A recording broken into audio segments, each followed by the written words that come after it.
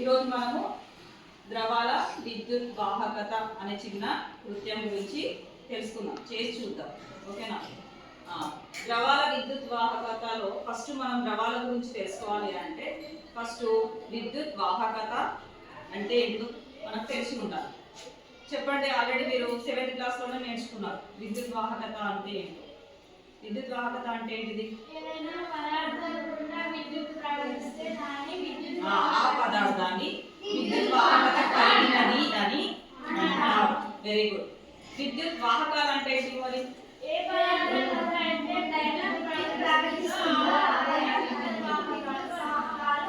Very good. ఏ పదార్థాల గుండా అయితే విద్యుత్ ప్రవహిస్తుందో ఆ పదార్థాలని విద్యుత్ వాహకాలు అని అంటాం.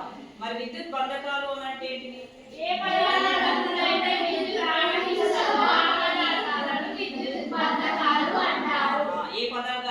విద్యుత్ ప్రవహించదో ఆ పదార్థాలని బంధకాలు లేదా ఇన్సులేటర్స్ అని కూడా అంటాం. బ్యాడ్ కండక్టర్స్ అని కూడా అంటాం. ఓకేనా? అయితే ఇంతకుముందు మీరు 7th క్లాస్లో ఆల్రెడీ విద్యుత్ వలయము అంటే నేర్చుకున్నారు. విద్యుత్ వలయం అంటే తెలుసు కదా? విద్యుత్ వలయం నేర్చుకున్నారా? కృత్యం కూడా చేసిరు కదా? విద్యుత్ వలయం అంటే ఏముండాలి? బ్యాటరీ ఉండాలి, రాగి తీగలు, తర్వాత ఏముండాలి? బల్బు, తర్వాత పెట్టినామంటారు స్విచ్ లాగా పనిచేస్తుంది అనమాట. అర్థమైందా? వాటి గుండా కొన్ని పదార్థాలు ఉంచినప్పుడు బల్బు వెలుగుతుంది, కొన్ని పదార్థాలు ఉంచినప్పుడు బల్బు వెలగదు. ఏ పదార్థాలను ఉంచినప్పుడు బల్బు వెలుగుతుందో ఆ పదార్థాలను ఏమంటాం? వాహకాలు అని అంటాం. ఏ పదార్థాలను ఉంచినప్పుడు బల్బు వెలగదు ఆ పదార్థాలను ఏమంటాం? బంధకాలు అని అంటాం. ఇవి దేనికి సంబంధించింది? ఘన పదార్థాలకు సంబంధించింది. ఆల్రెడీ మీరు 7th లో చేసి ఘన పదార్థాలకు సంబంధించింది. ఇక్కడ ఇనుప తీగ, రబ్బర్ ముక్క, తర్వాత పెన్సిల్, గ్రాఫైట్ ఇలాంటివి పెట్టినప్పుడు కొన్నిటి గుండా బల్బు వెలుగుతుంది, కొన్నిటి గుండా బల్బు వెలగదు అని తెలుసుకోవడం జరిగింది. ఇప్పుడు మనం ఏం చేద్దాము? ద్రవ పదార్థాల గుండా మరి విద్యుత్ ప్రవహిస్తుందా లేదా అనే విషయాన్ని ఇప్పుడు మనము తెలుసుకోవడం అనేది జరుగుతుంది అన్నమాట. ఆ చిన్న కృత్యం చేయాలి అంటే మనకి ఏం కావాలి? వివిధ ద్రవాలు కావాలి అన్నమాట. ఏ ద్రవాలు కావాలి? ఇక్కడ మనకి ఇవ్వడం జరిగింది. స్వేదన జలం, నెక్స్ట్ త్రాగునీరు, మినరల్ వాటర్ అంటే త్రాగునీరే కదా, మినరల్ వాటర్, నెక్స్ట్ కొబ్బరి నూనె, నిమ్మరసం, నెక్స్ట్ వెనిగర్, కిరోసిన్ మనకి దొరకలేదు కాబట్టి కిరోసిన్ మనం తీసుకోలేదు. నెక్స్ట్ వెజిటేబుల్ ఆయిల్ తీసుకున్నాం, వెజిటేబుల్ ఆయిల్, నెక్స్ట్ చక్కెర ద్రావణం, కుళాయి వాటర్, బోర్ వాటర్ ఉంటాయి కదా, బోర్ వాటర్, నెక్స్ట్ మనం తీసుకున్నాం అన్నమాట. ఇప్పుడు మనము వలయాన్ని తయారు చేసుకోవాలి, సర్క్యూట్ ని తయారు చేయాలి. సర్క్యూట్ చేయాలంటే మనకి ఏమేమి కావాలి? బ్యాటరీ, తీగలు, ఎల్ఈడి లైట్ కావాలి. ఇక్కడ ఆల్రెడీ నేను చేసి పెట్టిన బ్యాటరీ, రాగి తీగలు, బల్బు. ఇప్పుడు మనం ఈ రెండింటిని కలిపినప్పుడు ఏమైతుంది? బల్బు వెలుగుతుంది. వెలిగింది కదా? అంటే ఇది టెస్టర్ లాగా పనిచేస్తుంది అనమాట. మనం ఈ ద్రవాలని టెస్ట్ చేయడానికి ఇది మనకు ఒక టెస్టర్ లాగా పనిచేస్తుంది అనమాట. ఓకేనా? ఇప్పుడు చూద్దాం ఏ ద్రవంలో లైట్ వెలుగుతుంది అనేది. అర్థమైందా? ఫస్ట్ ఏంటిది? ఇది స్వేదన జలం. స్వేదన జలం తీసుకున్నప్పుడు బల్బు వెలిగిందా? వెలగలేదు. అంటే ఇది ఏంటిది అన్నట్టు? విద్యుత్ బంధకం. మనం ప్రతి కృత్యం చేసినప్పుడు మనం ఏం చేయాలి? ఇది ప్రతి దాన్ని తుడవాలి. క్లీన్ గా తుడిచిన తర్వాతనే వేరే దాంట్లో మనము ఉంచాలి, లేదంటే రీడింగ్స్ అన్ని తప్పు వస్తాయి.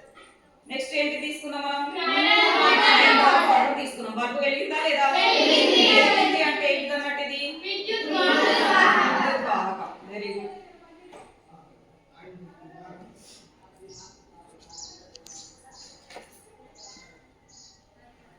నెక్స్ట్ ఏం తీసుకున్నాం? కొబ్బరి నూనె. కొబ్బరి నూనె బల్బు వెలిగిందా? వెలగలేదు.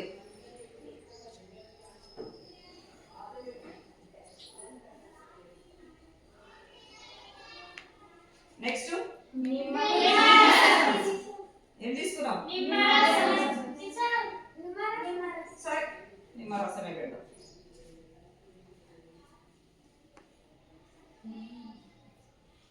నిమ్మరసంలో ఉంచినప్పుడు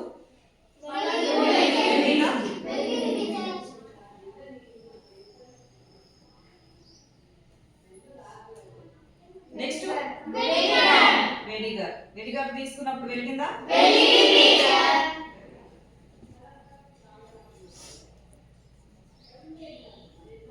నెక్స్ట్ వెజిటేబుల్ ఆయిల్. ఈ రెండు కలిసినాయి, మళ్ళీ చూద్దాం. వెలిగిందా?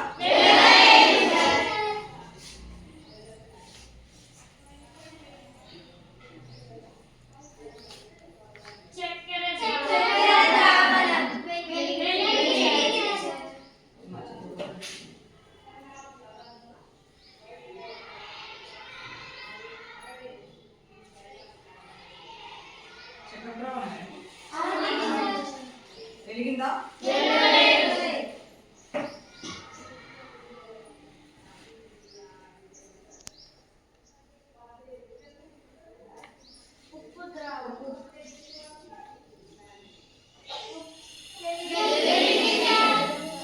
వెలిగిందా? ఉప్పు ద్రావణంలో వెలుగుతుందా వెలగదా? అందులో ఒకసారి చూద్దాం.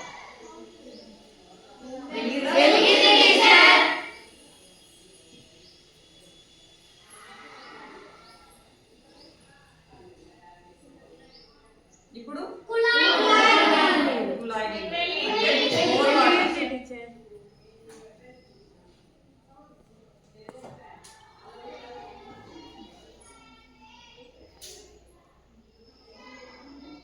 నెక్స్ట్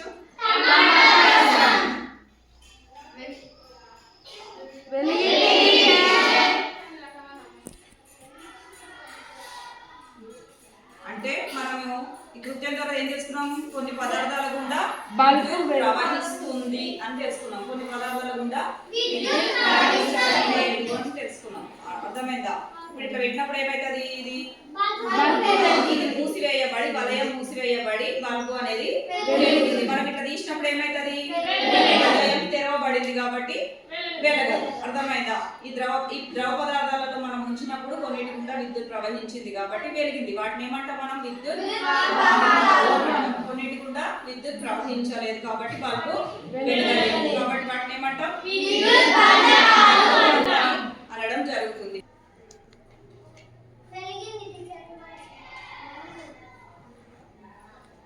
వెలగలేదు కాబట్టి ఏమంటాం దాన్ని?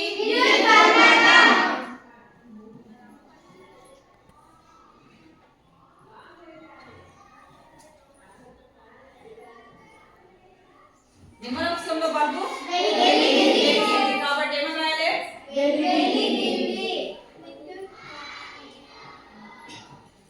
వెలిగింది కాబట్టి విద్యుత్ వాహకం.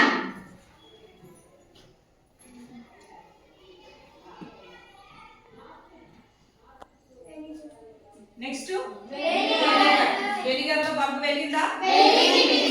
వెలిగింది.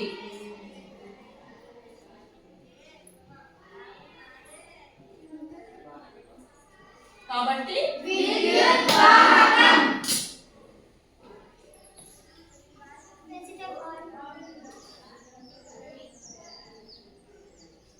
కిరోసిన్ లేదు కాబట్టి కిరోసిన్ తీసేద్దాం.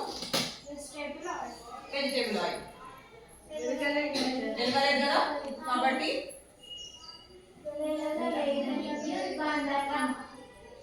కిరోసిన్ లేదు కాబట్టి కిరోసిన్ ఆలోచించండి, బల్బు వెలుగుతుందో లేదో అని రేపు చెప్పాలి నాకు. వెలగలేదు కాబట్టి వెజిటేబుల్ ఆయిల్ వెలగలేదు కాబట్టి అది ఏమైతుంది?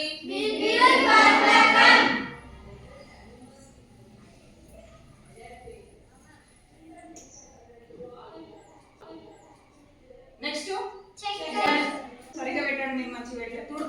తీయండి, తుడుపండి పెట్టండి. మంచిగా నీట్గా పెట్టండి. దూరం పెట్టండి.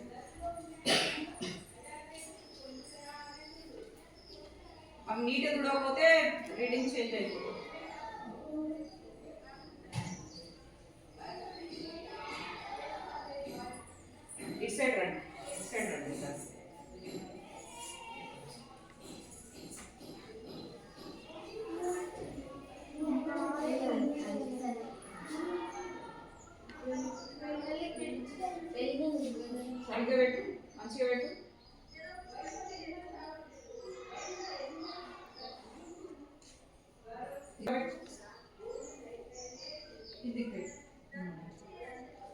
వెలిగిందా?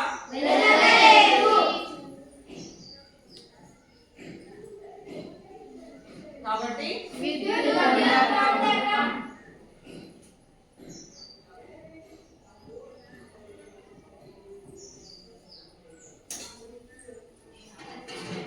నెక్స్ట్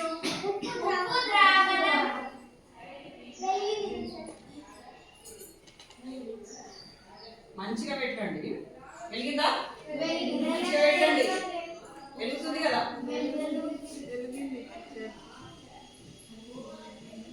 వెలిగింది కాబట్టి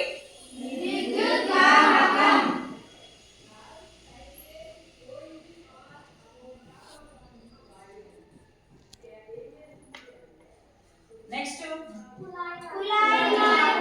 కుళాయి అంటే బోర్ వాటర్ వస్తాయి కదా డైరెక్ట్.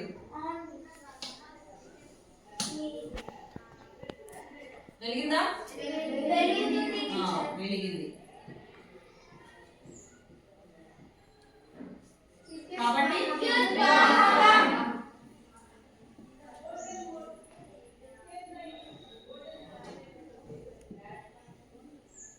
నెక్స్ట్ ఏముంది ఇంకా? టమాటో రసం ఇక్కడ రాసేద్దామా?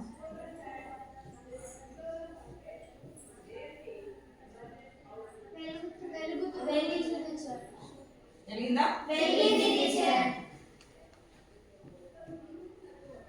వెలిగింది కాబట్టి